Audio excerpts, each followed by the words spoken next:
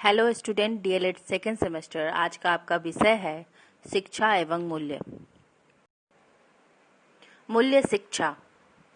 मूल्य शिक्षा का तात्पर्य ऐसी शिक्षा से है जिसमें मूल्यों पर बल दिया जाता है और इसके अंतर्गत ऐसी प्रणाली का संगठन किया जाता है जो शिक्षा के सभी अंग जैसे पाठ्यक्रम, शिक्षण विधियां, उद्देश्य एवं शिक्षक आदि सभी मूल्यों का संवर्धन करने में तत्पर हों।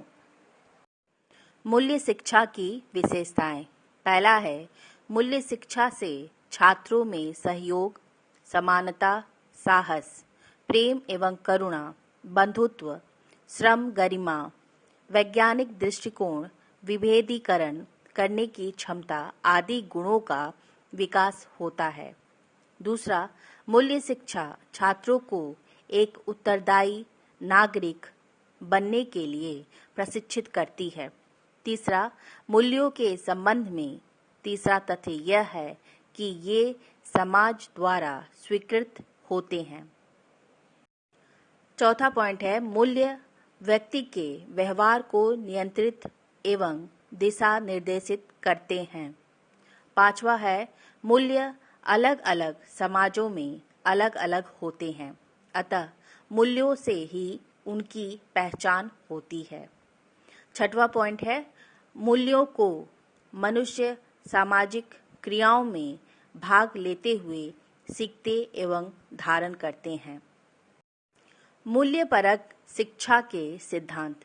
पहला है, मूल्यपरक शिक्षा धार्मिक शिक्षा से भिन्न है, अतः मूल्यपरक शिक्षा में धर्म विशेष पर वांछित बल नहीं दिया जाना चाहिए।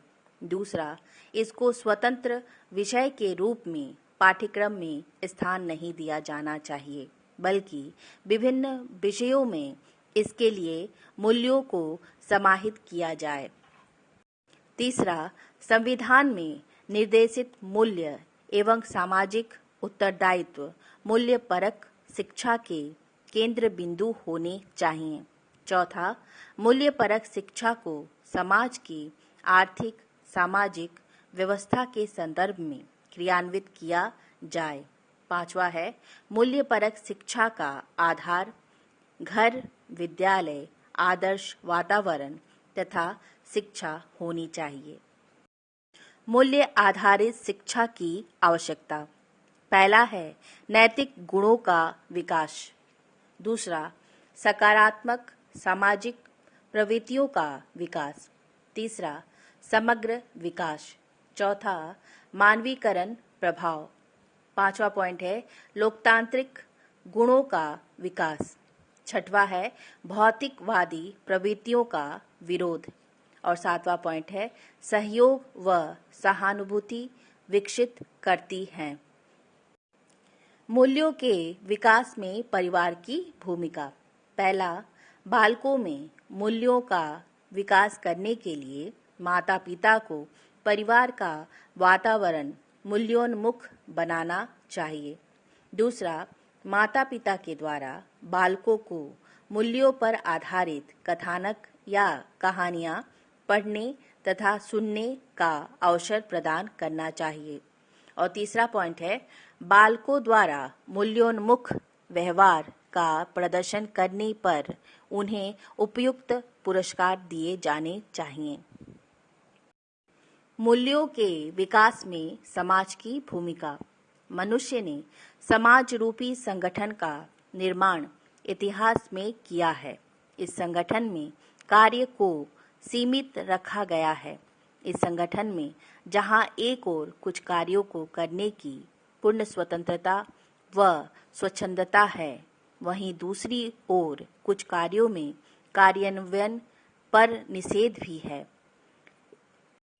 इस संगठन में व्यवस्था का निर्धारण किया गया है, जिसमें एक निश्चित प्रकार से व्यवहार करना होता है।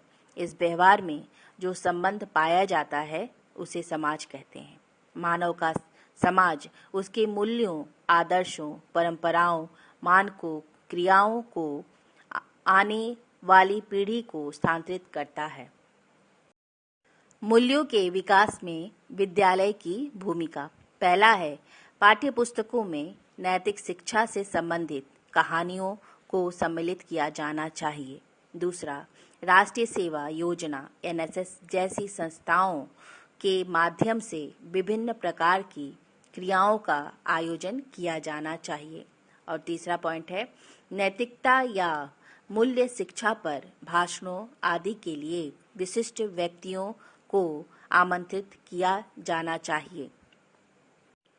चौथा पॉइंट है, संस्थान में नैतिक शिक्षा व मूल्य शिक्षा संबंधी पुस्तकों व साहित्य प्रदर्शनी का आयोजन किया जाना चाहिए। पांचवा, संस्थान द्वारा नाटक, एकांकी, सामूहिक प्रतियोगिताओं आदि का आयोजन विभिन्न मूल्यों के संदर्भ में किया जा सकता है। छठवां पॉइंट है, स्कूल में प्रातःकालीन सभा अनिवार्य कर देनी चाहिए, जिससे छात्रों में मूल्य शिक्षा का संदेश संचारित हो।